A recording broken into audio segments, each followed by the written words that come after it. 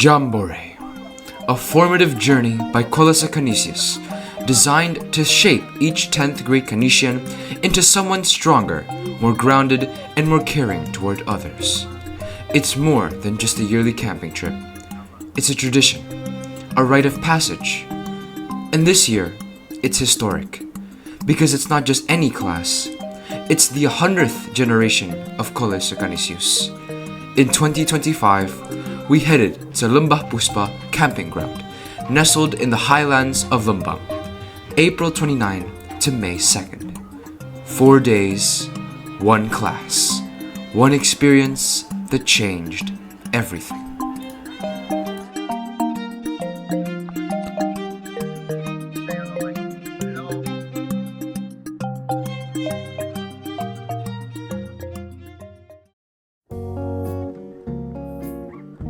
At 7:30 in the morning, we gathered at school, nervous but ready. We handed over our phones, disconnecting from the digital world.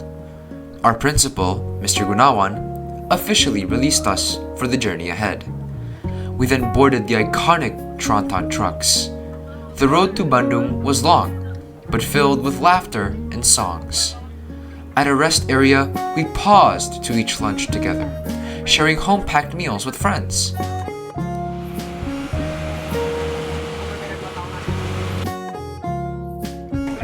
We then arrived to the location and began a 2-hour trek uphill to our camping ground. With heavy carriers on our backs and determination in our steps, we hiked together. One team, one spirit.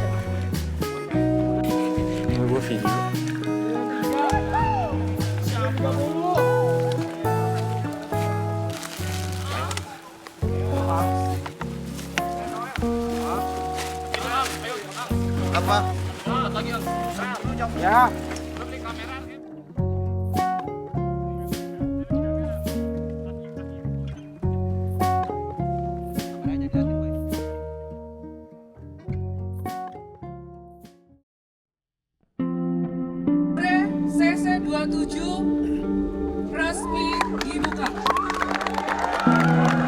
At the camping ground, surrounded by the beauty of nature, we held the official opening ceremony for Jambore 2025, which was led by Mr. Jalu. As the sun began to set, we worked with our groups, building bivouacs from scratch, cooking our own dinner, and adjusting to life without comfort. It wasn't easy, but it bonded us in ways we didn't expect. Later that evening, we gathered with our homeroom teachers for a heartfelt reflection. We shared our thoughts, our worries, and our hopes for the journey. It was a moment of vulnerability that brought us even closer. To end the day, each group was challenged to create a symbol that represented CC27's identity using only straws. Our group chose to make an arrow and an axe, symbolizing strength, focus, and solidarity.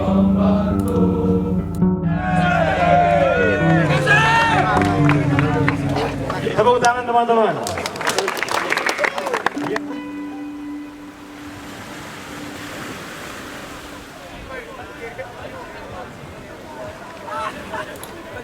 Day 2 began at 4 in the morning, with the cold creeping deep into our bones. After our night sleeping under the stars in bivouacs, we woke up shivering. We kicked off with some morning exercise to shake off the cold and get our bodies moving.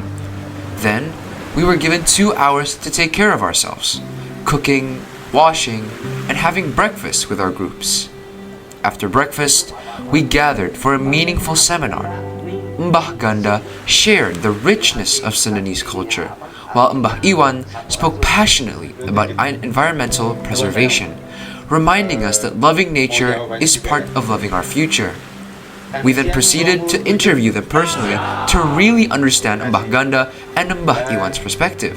Pertama, menurut Mbah Ganda, seberapa penting sih kita sebagai manusia untuk mencintai lingkungan dan sekitarnya?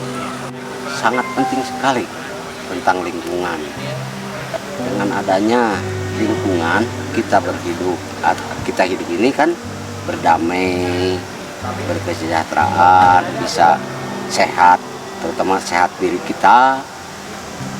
lingkungannya harus bukan hanya untuk mencintai aja, tapi harus dijaga kelestariannya seperti itu.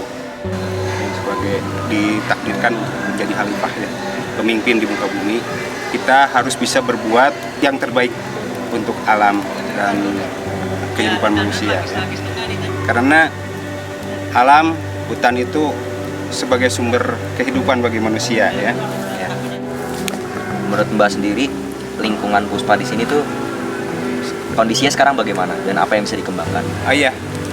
Untuk di kawasan Lembah Puspa ini, kami di sini bersama kelompok dan tokoh-tokoh yang ada di sini berupaya terus menjaga lingkungan ini, menjaga hutan ini. Kalau kita lihat di belakang itu ada hutan yang masih asli ya, bisa dikatakan itu hutan primer. Ya. Dan di sana diusahakan kita tidak menjarah karena hutan itu masih hutan yang asli, boleh dikatakan hutan primer ya. Kalau di sini kan ini hutan olahan ya, yang ada banyak pohon di sini. Kalau dilihat ini banyak sisipan-sisipan pohon-pohon yang endemik. Kalau orang Sunda bilang itu pohon pituin asli. Nah, menurut Mbak Gana sendiri, apakah ada saran untuk kami yang tinggal di kota untuk mengikuti gerakan untuk melestarikan lingkungan? Nah, Abah minta nih, bukan saran, minta adik-adik ini harus menjaga kelestarian hutan, menjaga ya. Hutan kan udah lestari begini, banyak yang merusak. Usahakan di kota atau di tempat tinggal kita di Jakarta itu sediakan tanah yang terbuka. Ya, jangan sampai semua ditutup sama semen. Ya, terus usahakan kita di rumah itu menanam pohon, karena fungsinya itu untuk menyerap racun ya, polusi udara, terus bisa menghasilkan udara yang bersih juga ya. As a symbol of hope and care for nature, each group planted a tree that will grow tall in the future. This was a concrete act of environmental awareness that would serve as a reminder that we once set foot in Lembah Puspa.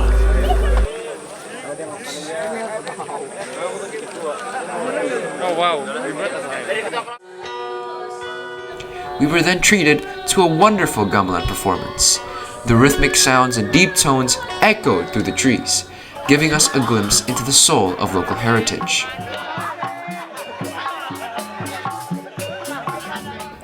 In the afternoon, it was time to play. We moved from one post to another in a series of group games. We played games like the Friendship Candle Challenge, protecting a tiny flame from water attacks. In Doremi, we guessed songs from simple melodies. Then came What's Your Story, a sharing session where we listened to each other's most unforgettable moments in Jambore. As night fell and we freshened up, the energy slightly shifted. Earlier that day, our batch, Kanisius'27, had made several careless mistakes. We were yelled, punished, but we knew we had to acknowledge our errors. Later that night, we presented our group projects. Our team showcased a mosquito trap and a homemade mosquito repellent spray. Mungkin dianggap sepele tapi sangat mengganggu, yaitu nyamuk.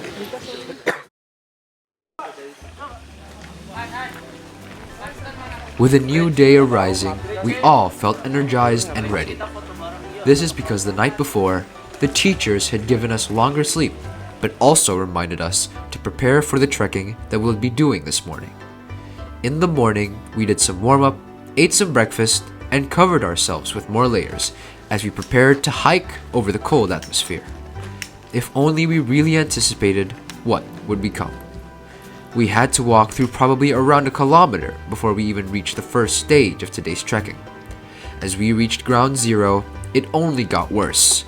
The elevation, the moss, the grass, the trees that occasionally blocked our pathways, and especially the wet dirt that we had to step on, were all the things that made today's activity way harder than it should have been. But, despite this fact, we stayed motivated. The Jambore spirit itself was enough to keep us going and reaching the summit. Though, we did take a food break in the middle of our trekking in order for us to regain energy and continue on. And after 3 hours, we finally reached our destination, the summit of Upas Hill. As we got on the summit, they lined us up and gave each of us the Jambore Slayer, which marked our success throughout Jambore. This Slayer is what officially let us know that we passed and showed that with our unbroken spirit, we as Kanisians can face anything that is in our way, even through our biggest challenges. With this, Kanisius College has reached the summit of Gunung Tangkuban Perahu. As we got back, we immediately took a break, cleaned ourselves, and took a bath. Even though some struggled and even got injured, everyone was successful in reaching the summit and arriving back to our base camp. To mark our success at night, we had food stands and did some stage performances, where our group and also other groups performed our little shows. We did some singing, dancing, which showed our solidarity amongst each other. These stage performances helped each and every one of us to bond and get to know more about one another. After the performances, we were congratulated by Mr. Gunawan, our school's principal, and Miss Ari, who is our coordinator for this Jambore event. To mark this day and to end the day, we all celebrated in true Kanisian tradition.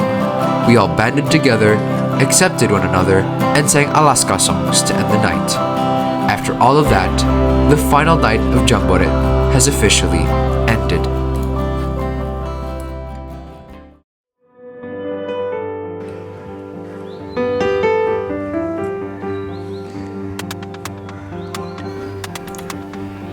The final day has arrived.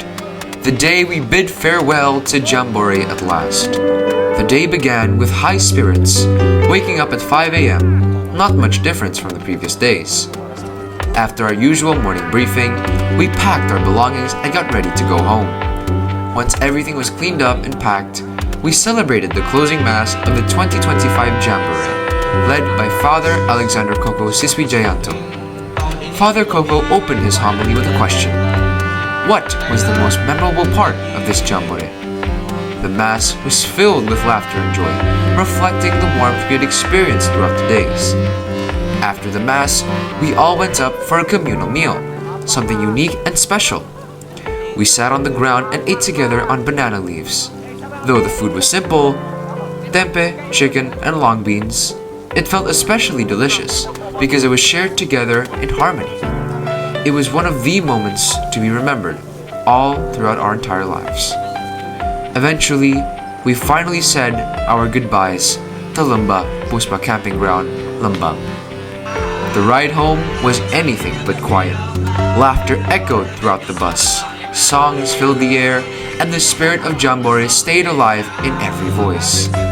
For a moment, it felt like we didn't want it to end. Then, at around 4:30 p.m., we returned to where it all began, changed together. Jambore has been a truly valuable experience for us, the 10th graders. We learned to become more aware that in this world, we are but a small part of something much greater. Despite the daily noise and rush of metropolitan life, there is still a side of the world that is serene, untouched, and peaceful. We realized how beautiful nature is when left unspoiled by human interference. We learned to care more deeply about preserving the environment around us. In nature, we could only rely on ourselves and each other, and we felt that very strongly during Jambore. Differences among individuals didn't limit our ability to enjoy the experience together. We had one common goal, to enjoy Jambore as a united group. No one looked down on others because during the steep and uncertain climbs of Mount Tangkuban Perahu, all we had was each other.